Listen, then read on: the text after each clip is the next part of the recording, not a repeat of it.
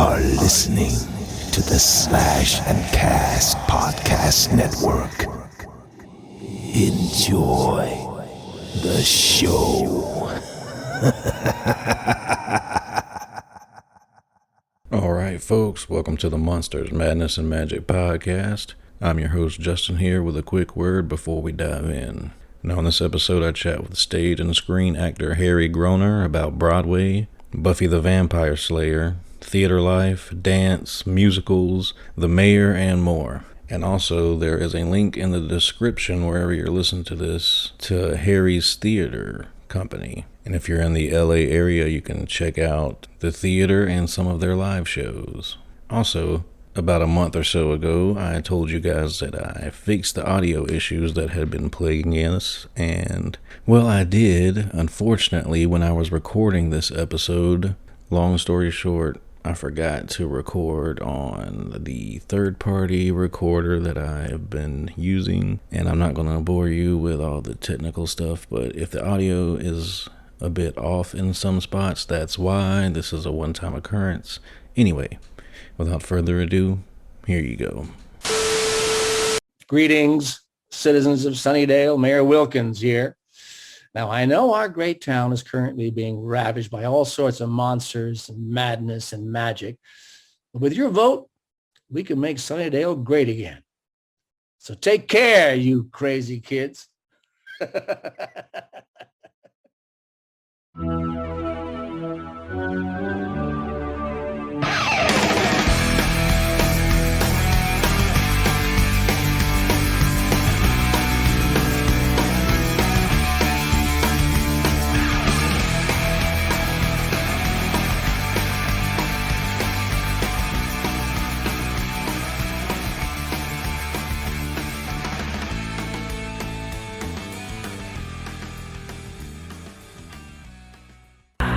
Greetings, boils and ghouls. This is your comrade, the Crypt Keeper here, reporting dead from the sanctuary of the strange. Tonight's macabre myth is a fright-filled feature, one overflowing with monsters, madness, and magic.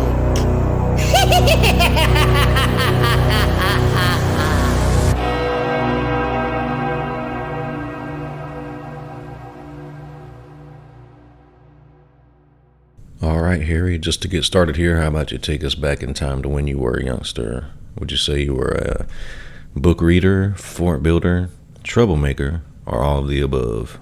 I was not a book reader. I am now. I'm a bookaholic. I got to have a book. I even start to freak out when I'm getting near the end of one book and I don't have another one to go to. I start to freak out. I start to panic.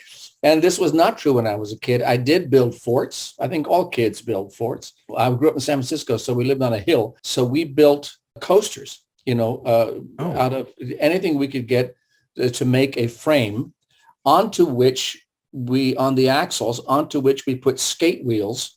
And we would, pull the thing up the hill and then go back down the hill, pull the thing up the hill and go back down the hill. It was so much fun. Our coasters were the best. And then my friend Robert, who was in school with me, said, I got a coaster that my dad made. You want it? And I said, sure. What is it? So I went down to look at it. And what his dad did was he made this big old piece of plywood as the base. On it, he put two axles that were, it was a pipe, on the end of which he soldered ball bearings.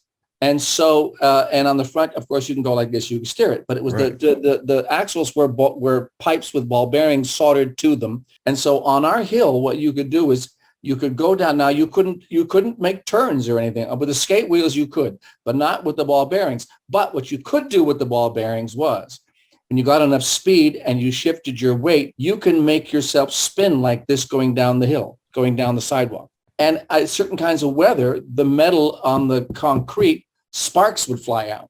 So that was really pretty cool, right? It was really cool. And certainly for a kid of my age, and we all had these coasters and we all just would, like 3 or 4 of them, we'd all just go up and down the hill with these coasters. Or then we'd get big old cardboard boxes and make a wall and then ram through the cardboard boxes and just go bam and just shatter the cardboard boxes.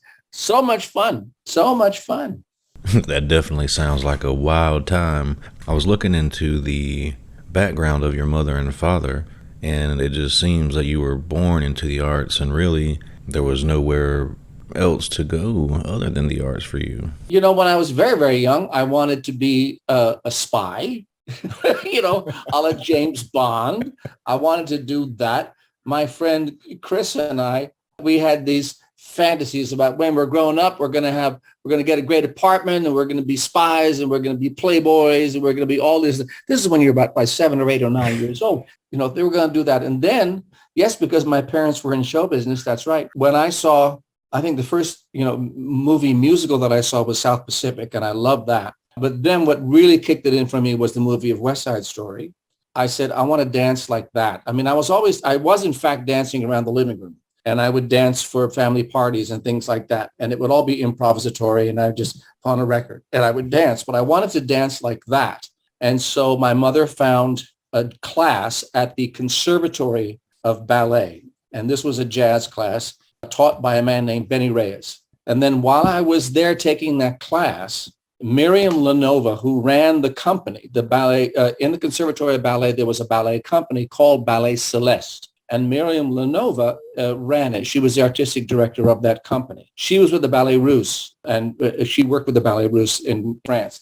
And she, at one point, she came to me and she said, are you interested at all? Do you want to play the Prince in Nutcracker? Now, usually the Prince has a lot of dancing to do. Well, I'm just starting out. I don't know from anything. I'm just starting out, so I can't dance. But I think what they did was they saw someone who could fit the costume and who could walk around, and there was a big Nutcracker costume. I could be in that. And then when you're transformed into a prince. And I think they saw that I could be a prince. And all I really had to do at the very end, when we came to the land of the sugar plum fairies or whatever the hell that was, I could tell the story of how Clara fought the Mouse King and saved. It was all done in pantomime. And then I had a few little, grand jetés around the stage. And then I said, and that's how I was transformed into a prince. And then I go sit upstage on a throne with Clara while everyone else dances, right? And then you take a curtain call and go. So I said, sure. So I did that, and I really started to fall in love with ballet.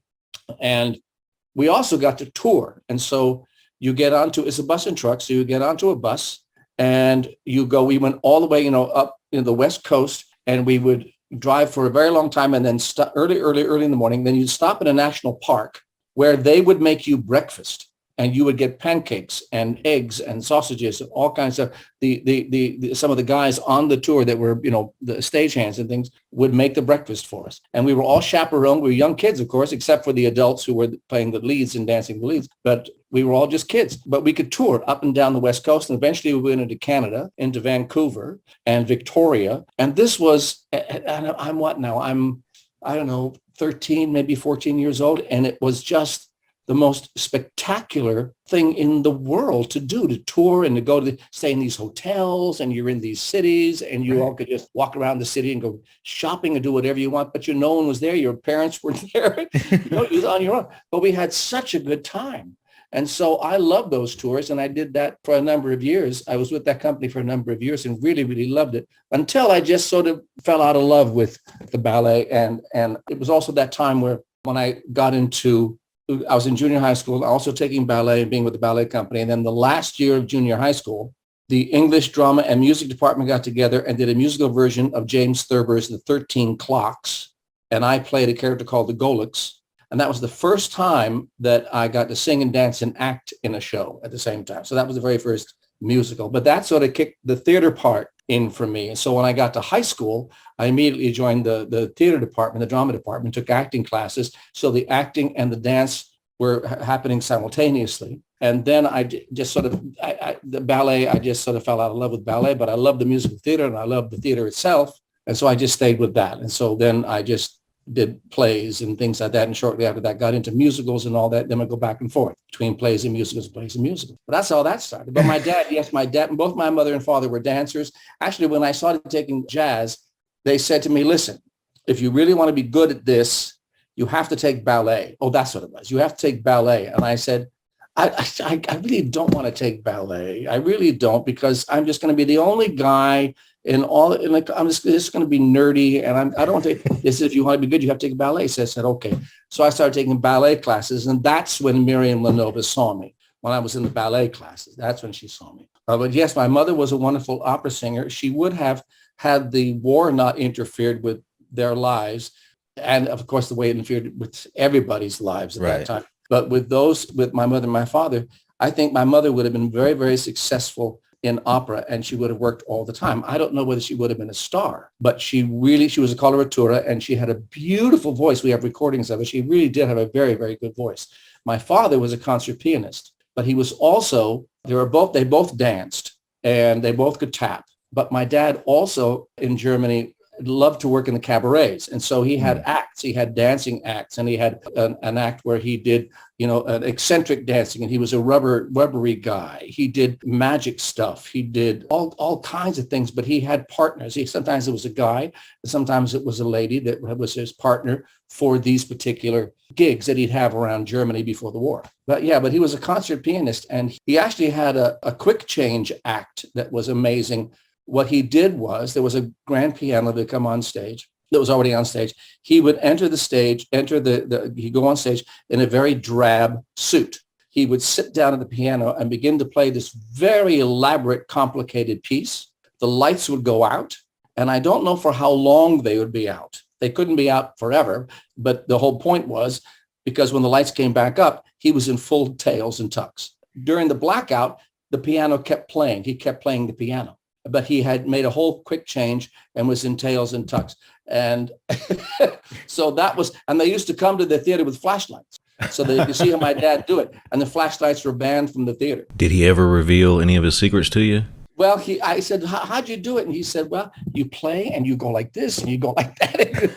You play and you finally, you get it with, one hand while you're doing the other hand. I mean, he said he figured it out. No, he was a truly an amazing, amazing performer. I learned a lot from my folks. They gave really good notes when I was starting out. They gave notes to me that were practical, and you could actually work on them. Like they would say, you're talking too fast, you're making too many faces, I can't understand you, you're not talking loud enough, or you're talking too loud. All these things you could actually improve, you can actually do. They were very supportive, always very supportive, but they never went and said, oh, honey, it was wonderful, it was terrific, it was fabulous.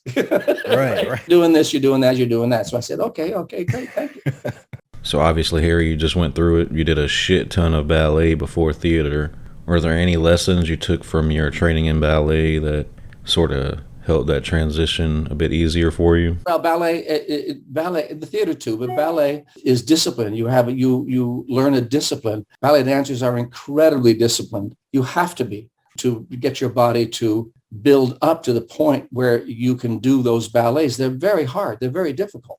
I eventually, once I finished doing the Prince and I got a little older and a little better in the dance, I graduated to the chorus, from a lead in the thing to the chorus. And I loved that because there was more dancing. You got to play, and we did all kinds of ballets. We did Swan Lake and Giselle, Coppelia, a bunch of, and they were all great, folk dances, and, the costumes were wonderful, but there was more dancing. So I loved that. I just loved that we could do all that. But you basically learn a discipline. And if you're working the correct way in the theater, that's the other thing the theater gives you. It gives you a sense of discipline. So your parents immigrated from Germany to the United States. Have you ever had a chance as a performer to return to Germany, maybe in the form of theater, or is that something you'd be interested in doing? Oh, I'd love to go back there. I'd love to go to Germany and perform something in the theater. No. A few years ago, I got to do a film in Germany. I guess that's a kind of performing, but not really. I did Cure for Wellness over there. That was shot in Germany. And I was in Berlin most of the time. And I saw, because I saw like 15 plays when I was there, because I can speak a little German. I just loved it. I loved going all over the place and seeing these plays. And I got the gist of what they were talking about. I didn't understand everything, but I got the gist of what they were talking about. I loved going to all these different kinds of theaters all over the place, from the broad sex farces to companies that were like Steppenwolf. And it was so exciting, really, really exciting. So to answer your question, yes, I'd love to go there and perform. Now, I couldn't speak the language. That I'd have to create a part, right? For the American. The American who speaks a little German, Perfect. Yeah. So now you're on stage. How long does it take you to begin to realize that you could potentially pursue this as a career path?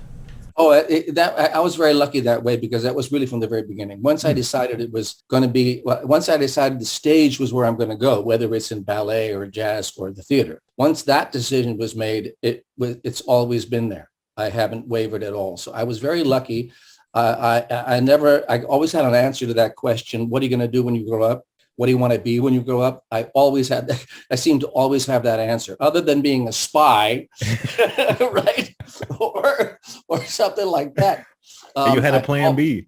That was, yeah, right. If I can't be a spy, my plan B is being an actor. Yeah, no, I always wanted, that was clear. And I've been very lucky that way. I've only had a few jobs outside of the theater. Once when I was really young, still living at home, and I was a dishwasher at this German deli that my mom and dad arranged for me. And then when I was in Seattle, the actor training program there for 3 years, I think in my second year, I had to have a job. And the only job that would fit into the schedule was a weekends, the graveyard shift, Friday and Saturday graveyard shift. So those weekends were always very long. You know, you'd have rehearsal of some kind. So you'd get up in the morning, you'd go to rehearsal, you'd be at rehearsal all day, and then go to work at 11 o'clock at night.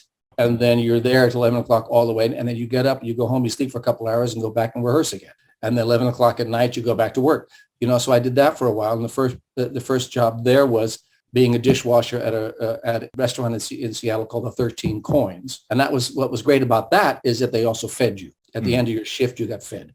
And so I got a meal out of that. And then for some stupid reason, I said, no, I don't want to do that anymore. I think I can pump gas. I can do that. So I got a job at a gas station, again, a graveyard shift. And I just really put gas in cars and clean some windows. And they taught me how to, do a lube job. You can put the car up on the thing and do the lubes. They taught me how to do that. So I did that and clean the place. So I knew how to clean the place. But that was stupid because you're in a gas station. You got to feed yourself. You got to bring your own food, and it could be cold and you're stuck in a thing all night. And it was this dumb mistake, stupid mistake on my part.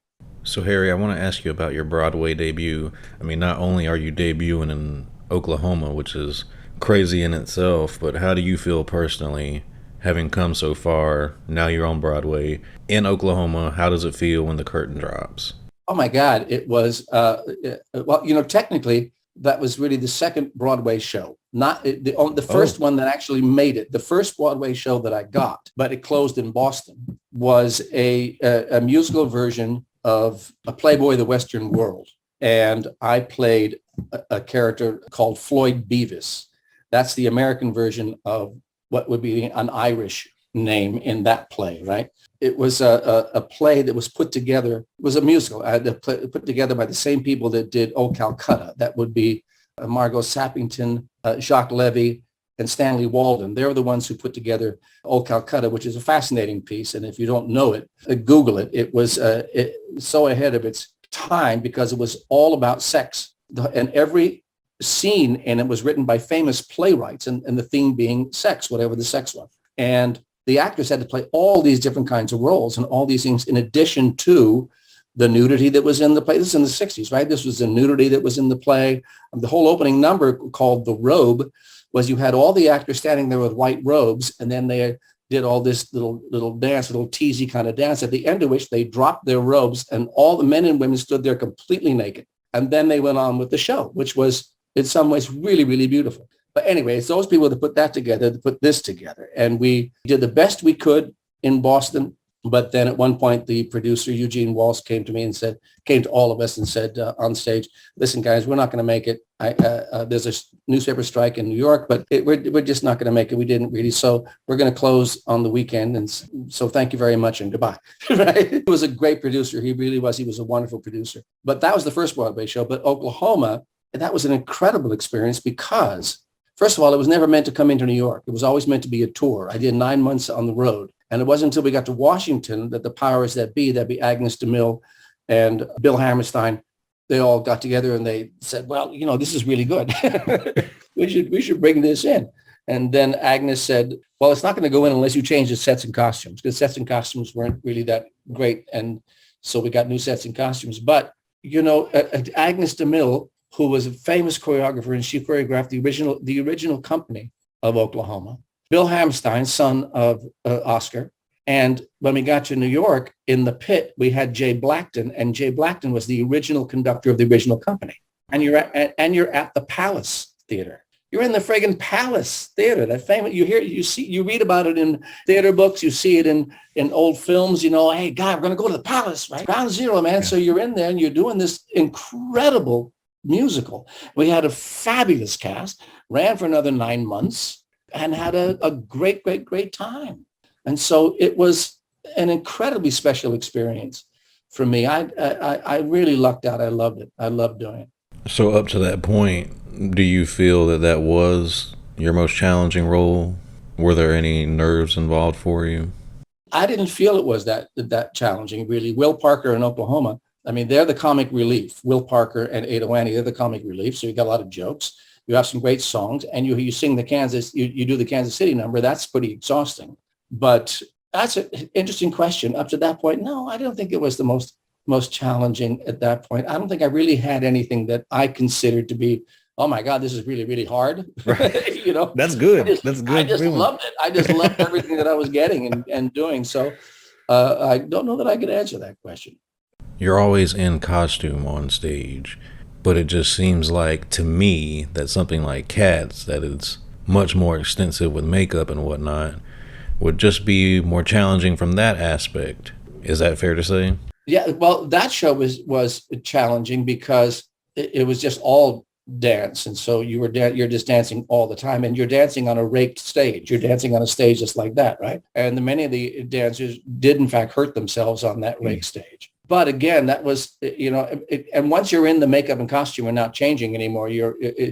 My makeup took a very long time. For some reason, John Napier, who designed the sets and the costumes and did the makeup, for some reason got to me and made it really, really complicated, so that it took over 2 hours to put on my makeup. And he showed me first how to do it, and then I, of course, had to do it myself. But it always took me 2 hours, so I could never leave the show in matinees. I always had to have food brought in, and I would be up in the dressing room, and I'd eat with two other guys, my great, great friends. I loved that we were together, but they'd be able to go out. And so I'd get up there, I'd eat my meal, and then I'd get under the table and take a nap like a little cat, right? But because it was the kind of hit that it was, and everybody who got the gig knew that it was going to be the hit of the season, knew that it could run forever. And so we just felt, wow. That was the kind of experience that it was. I mean, you never knew who was going to be in the audience on that given night. It could be, and was, Michael Jackson, you know, Diana Ross, Robert Redford, Gregory Peck, Ruth Gordon, Garson Kanin, Dudley Moore. Presidents would come. President Carter, Rosalind Amy would come. Ray Bolger came to see the show. I mean, you didn't know who was going to be there. It was an amazing experience that way. And opening night, they went friggin' crazy, yelling and screaming and yelling and screaming. Oh my God, it was so much fun. It was so great. And I did it for 14 months. Yeah, so it was really cool. I made really good friends. When we were assigned our dressing room, I was way up at the top, and it was a tiny room, and there were three of us. There was myself, Terrence Mann, and Hector Mercado. Oh, man, I fucking love Terrence Mann. Sorry, Harry, didn't mean to interrupt you, but, man, I love Terrence Mann. No, Terry's great. But Terry, Hector, and I had a dressing room the size of, I can't do it. How do I do it? The size of this screen. It was tiny. And we walked in there and we went, what the hell is this? How are we going to? Well, it turned out to be the best dressing room in the world. We had a great, great, great time in that dressing room, and everybody wanted to be in that dressing room. All the actors played the kittens. They would all come up and they'd all hang around with us. At the end of the show, everybody would come up and we'd have a tape player up in the thing, and we boomed out Michael Jackson music, and we did all this dance. We had a little tiny cooler that had beer in it for the end of the show. So you just pop a beer, and you because you really wanted something like that at the end of that show. And you had a beer and you had that music, and you took off your makeup. Oh my God, it was great. The show was a party, certainly in that dressing room. It was the size of this screen. No, it was really great. It was really great. We had a good time, and they're still dear friends to this day. Terry Mann's a dear friend. Hector Mercado lives out here. He's a dear friend. But Terry's working. Terry's getting gigs right and left. Oh, he still is in the thick of it, and he's just aging really well. I mean, he looks fabulous, doesn't he? Gray hair, long gray hair. Oh my God. He's cool. He's a cool man. So, Harry, how did you get from the stage to the screen for the first time? Well, you come out here, work just sort of, we hadn't really planned it until about 1988. We hadn't really planned on coming out here, living out here, but work would sort of take us out here like once a year, because my wife and Dawn and I, we lived in New York. And so we had a beautiful apartment in New York and we lived there. That was home base. And we were there for like ever and ever and ever. But then work, bring out theater work would bring us out here or something. And while you're here, you may get a gig. I think the first gig I had was a TV show called Remington Steele. I think that was the first gig I have. Actually, one of the first gigs was, you're too young to remember unless, unless you do know. But you remember a show called Captain Kangaroo? I'm aware of the show's existence. I've never watched it myself. All right. Now, here's the crazy thing. I think that's the first television gig. When I was a really, really young kid, I would watch Captain Kangaroo on television. I'd see Bob Keeshan, he played Captain Kangaroo, and you'd see Bunny Rabbit and Mr. Green Jeans, and you'd see Grandfather Clock, and you just watched Captain Kangaroo. I get to New York, and my agent says, "Do you want to do an episode of Captain Kangaroo?" I said, "What?" He said, "Yeah, you want to do an episode of Captain Kangaroo?" I said, "Absolutely, I want to do an episode of Captain Kangaroo." So you go there, and there's Bob Keeshan, there's Captain Kangaroo, there's the guy doing Bunny Rabbit and doing the Grandfather Clock was this gentleman that I swear to God, he looked like he could have been in The Godfather, Italian, and he had a kind of voice like that, right? So it was great, but they were all still there. And I think one of my first scenes, I had 3 scenes with him. I think I did it more than once. I think maybe twice I came in or 3 times I came in. But one of my first scenes was I played an alien, and I was in a silver things with a mustache and my little things like that sticking up. And I forget what the scene was. Another episode was I was the curator of a numbers museum. All these numbers, 1, 2, 3, 4, 5 were on pedestals. And I made my entrance on a pogo stick. We did this, a scene about numbers and all that. And then I played a kid that had to get dressed. And so Bob Keeshan and I did these bits about getting dressed. And, you put on a coat and he puts his arm in one side and I put my arm on the other side. And we realized with the snake we made and tried to get out, all those little bits like that, but just trying to get dressed. But yeah, so Captain Kangaroo, and I did, 3 of those. So that was probably the first gig. But Remington Steele, I did it, and you just did your gig or whatever it was. And at the end of it, I go, I don't know if this is for me. I don't know that I like this because I'm a theater guy, right? Yeah. And so I'm just learning about all that. And I go, I don't know that I'm not sure that this is what I want to, get into at all. And then you do another one, then you do another one, then you do another one. And very, very slowly. And now I love being in that television and film world because out here now, when you go on to different lots, when you go on to 20th Century or Warner Brothers or Universal, and you're working on those lots, you will inevitably now, because of all the other work that I've done in television and film, you will see people that whether you're in costumes or whether on the set or whether you're all it'll be just like the theater, right? And in reality, television film is just the theater in a different medium. The goal is the same. It's to tell a good and interesting story. They're just the same, whether it's television or film. And with television and film, you have the technical part of it. You have computers, and now you can create these worlds, and now you can do all this stuff, which is incredible and fantastic. The community is virtually exactly the same as it is in the theater. And so many of the people that you end up working with, not only the actors, but so many of the technical people that you work with, makeup people and everything else, they've also, gone off to work in various regional theaters or on Broadway or whatever it is. And so you have people in common. And so I just love it now. I love going on the lots, and I love doing, episodics in television and things, or doing a film or something. I really dig it. And I like the work in front of a camera. I really do. It's a whole different way of working, and to figure out and to learn the technique is, I think, really important. And so, and I'm slowly learning. I'm slowly getting it. You work the same way. Now, it depends. So many of the roles in an episodic situation, the characters are really just a color, or you're either red, you're blue, you're green. You can't vary, right? You're just that, and you're on for such a short time, or you're just information. Like if the detectives in in a CSI or in any of the Law and Orders or whatever it is, they come down to the street and they're talking to a guy who owns a store and they're saying, did you happen to see the guy, and so you're giving information. Yeah, I kind of saw him and he had red hair and a kind of a beard and a black shirt. And that's your function. You have to give that information.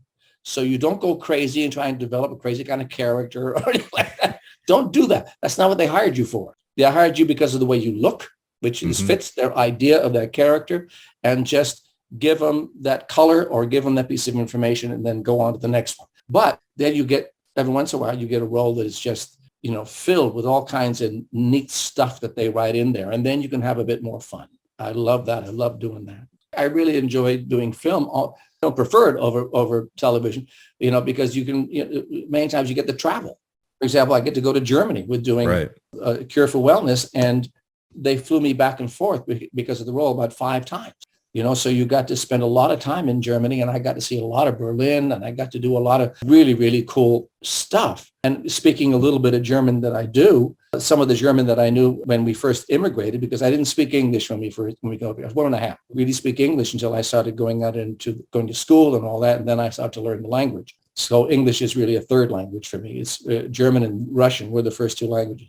Not both of which I didn't speak very well, but you speak, as a child. But a lot of what I knew as a child was coming back to me while I was in Germany. So I could go to a restaurant and I can order in German, or I could go and take a cab and I could talk to them in German, say, I want to go here, I want to go here, I want to go here. Well, my hotel is here, and have little mini conversations, that's interspersed with some American, because they all speak English. That's the best and most natural way of learning a language, is to go to the country and speak and interact with the people. That's right. And, but everybody that I encountered in Berlin, everybody speaks English. And sometimes you ask in German, they answer you in English. And I say, but I'm trying to learn my German again. He says, oh, okay. But everybody speaks English. So you have, no issues with getting around or finding a way. You have no issue. And so I just loved it. I really love being in Germany. My wife and I love to travel. And so I loved when we were in Italy, when we were in Greece, and those were vacations, or in England. Oh my God. And so we try, you try to learn, say, at least please and thank you. At least, thank you. At least say, learn that, for my goodness sake. Now, Harry, you were involved in a film I have not seen since I was a kid, but Patch Adams. What was your experience like on set with Robin Williams? First time I worked with Robin, who was, he was truly an incredible performer, an incredible human being and all that. But the first time I worked with Robin, there's a theater here in California that's still running. It's called the Pacific Conservatory of the Performing Arts in Santa Maria, California, which is up north near San Luis Obispo. I went to that theater. That's where I got a lot of my really basic training before going to the University of Washington. That's where I started there when I was 18 years old. I worked there for 7 summers, I think, finished in 1970. I started there. 76 is when I finished. And Robin was there one of the summers working as an actor. And he was young. He was in his thing and suspenders and stuff and his hair going all like that. And he could, whenever he's in a group of people, he would just go and just be funny and riff and do things. I mean, it really was incredible. And he was in, I think we did a Caucasian Chalk Circle, a Brecht Caucasian Chalk Circle. There's a play called Arsenic and Old Lace where he played a dead body. And I think he was in another play, but, just hanging around with him. It was hard to be on stage with him because he'll crack you up. And to give you an example of Robin Williams, right? You think of Robin Williams. Robin Williams in Arsenic and Old Lace is playing a dead body. This is a story about 2 old ladies who they kill people. So there are dead bodies all over. It's a comedy, right? And they kill people all over the place. He's playing one of the dead bodies. In the curtain call, he gets a special, the audience, he takes a call, the audience goes nuts. Whatever he did as a dead body got special attention from the audience, and he got applause for it. He's a dead body. Right? And he's brilliant. He's brilliant. But Patch Adams, the scene I played a doctor, right, in a not a psychiatric hospital, but kind of like a psychiatric hospital. And he's a patient that I don't know the story, don't remember the story, but he admits himself so that he could also leave himself. But there's a scene where he comes into the office and basically says, I'm leaving because you're not helping me. And I'm playing the doctor that you can tell by his attitude why he's not been helped, because he doesn't give a fuck. He didn't care, right? But the director said, all right, we're going to do a couple as written. So we can get that in the can. So you did the scene as it was scripted. And he did everything as it was scripted, finishes, get up and goes and leaves the room, right? Do that a couple of times. He said, and the director said, okay, now we got that in the can. Now, Robin, you can go do whatever you want now, right? So then Robin starts to do his thing. And I got to be there and listen to that. Now, I did not crack up. The crew at times cracked up, so we'd have to start again. But I did not crack up, at the end of which Robin says, Jesus Christ, you're like a fucking rock. And I said, Robin, that's because I'm not looking at you. I'm not listening to the patient. I don't really care. I'm stirring the stuff in my coffee. I'm doing something. I'm not looking. If I looked at you while you're doing all this, it'd be all over. But I wasn't looking at you. And so I said, well, we had a great time. And he was so terrific to everybody. He was always prepared and disciplined, and he created a familial kind of atmosphere with all the actors, and he just made it a wonderful, wonderful working and safe environment. And you can understand that when you see Robin not only perform, but you see him in interviews, you see him in his life, that he's a generous person, really, regardless of, the demons. Obviously, he had demons. We all do. But I didn't see any of that. It was just Robin being brilliant, being funny, and taking care of everybody. For all you out there who love Robin, he was a wonderful, wonderful man. And it's a tragedy. It's a loss for all of us and for his family that he's not with us anymore. So I hope he's making God laugh. I know he's making God laugh. Thank you for sharing all that, Harry. And my first personal experience with your work was your role as Mayor Wilkins on Buffy. So going into the audition, obviously you have minimal information on the character. What's your mindset? How are you approaching Mayor Wilkins in the audition? How did you land the role? Quite honestly, I don't really remember the audition. I just went into, I just went into the audition the way I was going into all the other auditions that I was going to. You just do the role as best you can. Right. I don't remember getting any notes from Joss. I just did the role as best I could, thinking that this is, where he needed to go. I didn't play villain. I didn't, do any of that stuff. I just played it straight and was ecstatic when I got the role. But that actually wasn't the first role for Buffy that I auditioned for. If you remember, and I'm sure you do, and a lot of the fans will remember, at one point, I think it's where in season 3 it is, but it's finally the confrontation, the first time that Buffy and the mayor meet, and it's in a cafeteria. If you look at that scene, the entrance, when I come down the hall and I walk into the cafeteria, in the hall behind me is a pedestal on which is a bust. That is Principal, is it Flutie? That is one of I think it's Principal Flutie, and I think Armin then becomes Armin Shimon then becomes the principal, because Flutie's no longer there. But I think for that role, I auditioned for that role of that principal when the principal was an actual character before he's no longer there and now he's a bust. So if I'd gotten that role, I'd still be in that scene. Well, because I'm glad you didn't get the first one. Yeah, I'm so happy to get the first one. Yeah, no, I lucked out, and it was only supposed to be an 8-episode arc, but because of the fans, thank you very much, it got to be a number of other episodes, many more episodes, to the point where in the last season, I had that wonderful scene with Faith that they put in, and that is because that scene is only there because of my wife. And let me explain. We were in New York and we were coming back to Los Angeles. We were at breakfast at some coffee shop. And Dawn says, this is the last season of Buffy. I said, yeah, I know. He says, why don't you call them up and see if they'll put you in an episode of the last. He said, they're not going to put me. She literally said, don't be an asshole. Give them a call, is what she said. So I said, oh, all right. So I called my agents right there. I called my agent and said, okay, so it's the last season of Buffy. Do you think maybe if you said something, they might write me in a scene or something? She goes, I don't know. Let's try. So they called and they wrote the scene, because now I was there in California, and they wrote the scene. Had we not done that, thank you, my wife, Dawn Didewick. If my wife hadn't said, don't be an asshole, call him up, that scene wouldn't be there. Isn't that something? That's That's right. I wouldn't be there. And Eliza, my God, she was incredible to work with. She's a wonderful actress, as you all know. She's an incredible actress. We had so much fun working together in the show. I just adored her. I just really adored her. And I love that relationship so much, that father-daughter relationship. I love it. So obviously Buffy is one of the most popular television shows of all time, and by season 3 they were rolling. So now you're behind the scenes. In your opinion, if you could put your finger to something, what was the catalyst to that success?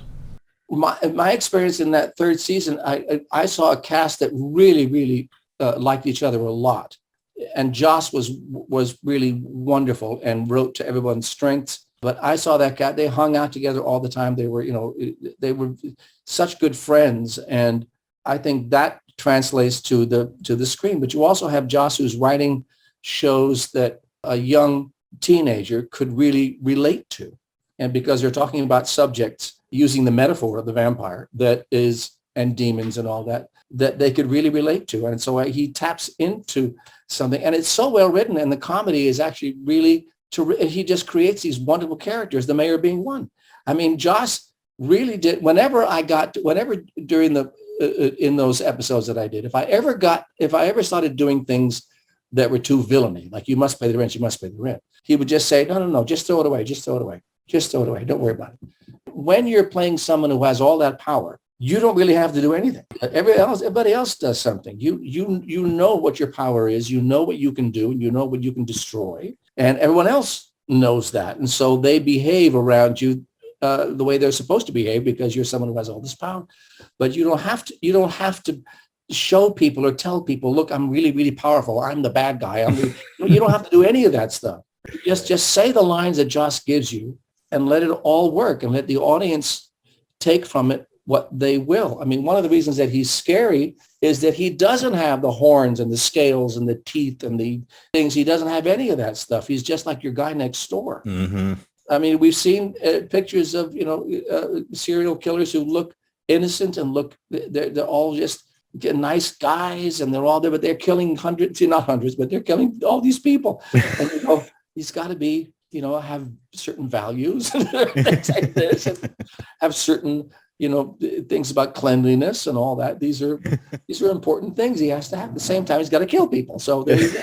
And the fact it continues to excite new audiences. Mm-hmm. I mean, when I go to some of the conventions and stuff, the young people that come in, and I go, they weren't even born. Yeah.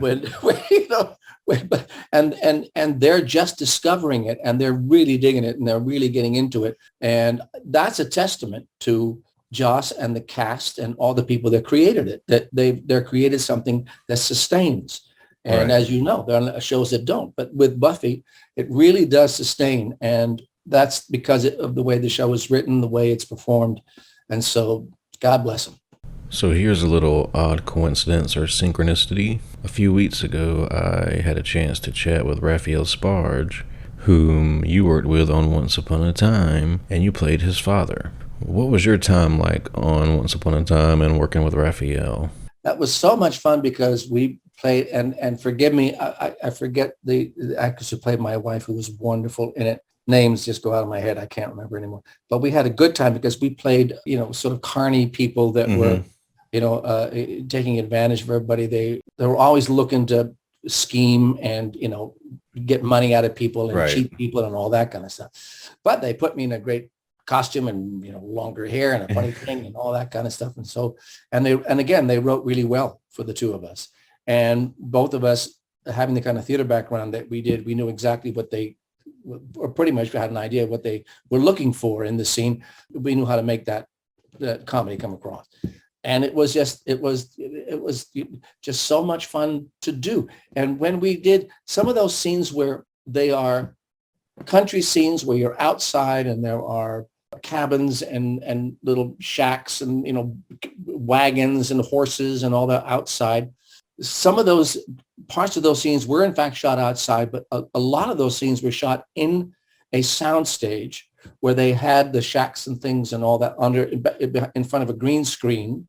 And then when you look straight up in that sound stage, you look up and there are these geometric shaped pieces up there, and on them they have all these geometric shapes to them, squares and triangles and squiggles and all that kind of stuff, and they're all over the place. And I asked one of the cameramen, I said, what is all that? He goes, that's the camera itself, will point up there, and it tells the camera where it is in relationship. And so on a computer, you can sync everything up, and you can sync it up so it all works when you're actually outside and when you're actually out there.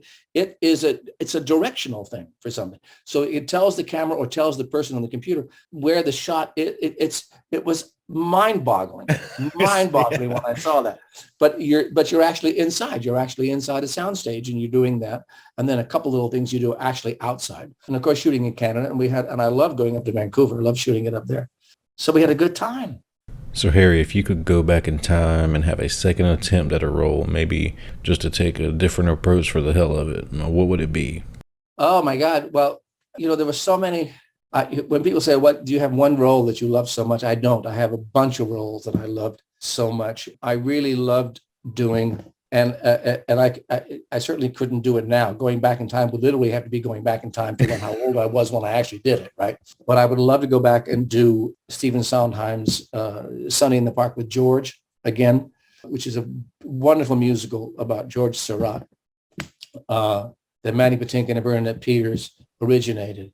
I did that for 4 months on Broadway. I took over from Mandy playing George, and I would love to do that again. I would love to do, and this I could still do, actually. I got to play, a few years back, I got to play King Lear, and I would like to do that again. And the good thing about that role is the older you get, the better it is, as long as your mind's okay.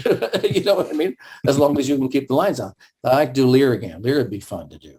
I mean, I've had such an incredible career, I think, and there's so many wonderful roles that I've been given that I really enjoy. I like to do anything with my wife. So any of the roles that we were in, any shows that we were in, I'd be happy to do those again with her, because she's a wonderful actress. And so I would love to do that, to work with her anytime on stage. How many times have you guys worked together professionally? Oh my gosh. At least 10 to 15 times, I think we've gotten a chance to work together. And recently, I think the last thing we got to do together was a play at our theater company here in Los Angeles called the Antaeus Theater Company. Here's a little plug. The Antaeus Theater Company. We're in Glendale now. We have a beautiful facility, 2 theaters. And we did a play called 3 Days in the Country that is a version. Turgenev is a Russian playwright. He wrote a play called A Month in the Country. And this is a play called 3 Days in the Country. And that's the last time we got to work together. And we had this beautiful scene together. But that was the last time. And that was way before COVID and everything else. Now the company, as many theaters are, we're starting to get back into it again. We have a production of Hamlet running right now. And then we're going to be, Dawn and I are both going to be in the next production, which is, and that'll start in, I think, mid-September and run to mid-October. It's a play called Everybody.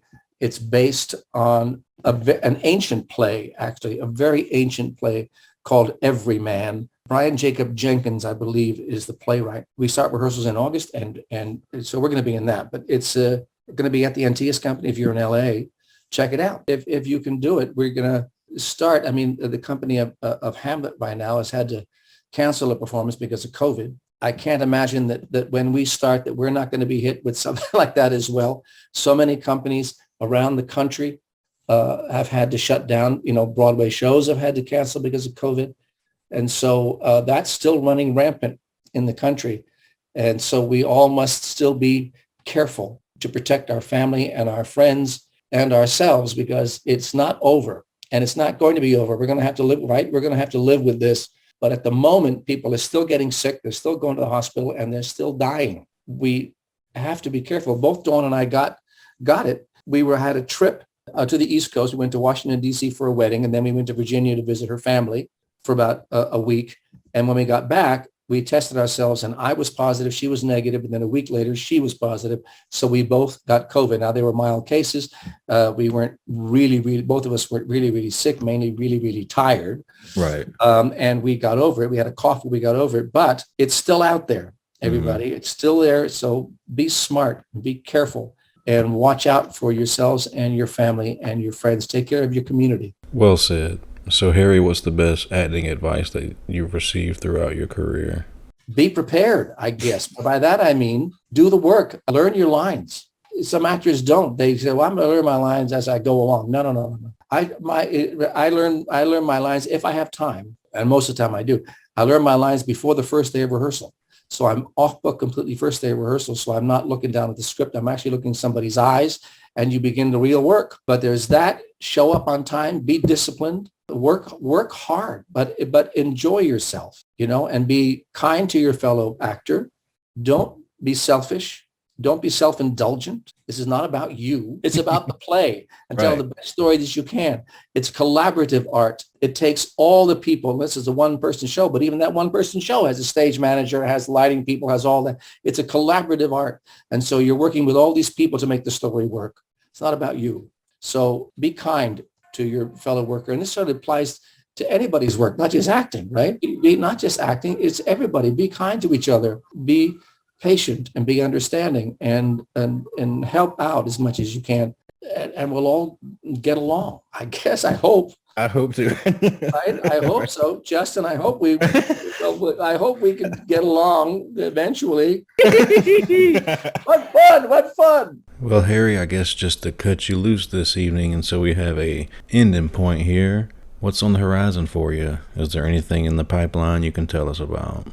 No. Just the show at the Antaeus Company in Bendale, California. If you want to learn, I'm going to plug again. If you want to learn about the Antaeus Company, go to antaeus.org, ANTAEUS.org, and you'll find all about all the company, about everybody who's in the company, about shows that are happening, and about the play Everybody that Dawn and I were going to be in September and October. So anyway, there you go, pal. Awesome. Harry, it's been an absolute pleasure talking to you. I'll make sure to put a link in the description for all your theater needs. I appreciate that. Thank you so much. That's really sweet of you. Thank you, man. All right, Harry, you have a great evening. I'm going to cut you loose. Too. What fun. It was great, Justin. All right. Bye-bye now. Thanks, my friend. You take care. Welcome to the night. You think you know Night Demon? Then the Night Demon Heavy Metal Podcast is for you. Step into the darkness as we peel back the curtain to give you an unprecedented, all-access look into the mind and the heart of the demon. We're talking band history, song analysis, studio anecdotes, stories from the road. It's everything a diehard Night Demon fan could want and more. This is the only place to learn the inside scoop, the deep dive trivia, the untold tales from the band members themselves and those closest to the Night Demon story. Need more? The sacred Night Demon Crypt will be pried open to reveal demo recordings that have never before seen the light of day, all with in-depth commentary by the band and the people who were there for the writing and recording process. This is a gold mine, a treasure trove of all things Night Demon. Head over to nightdemon.net or wherever you listen to podcasts. Listen to podcasts.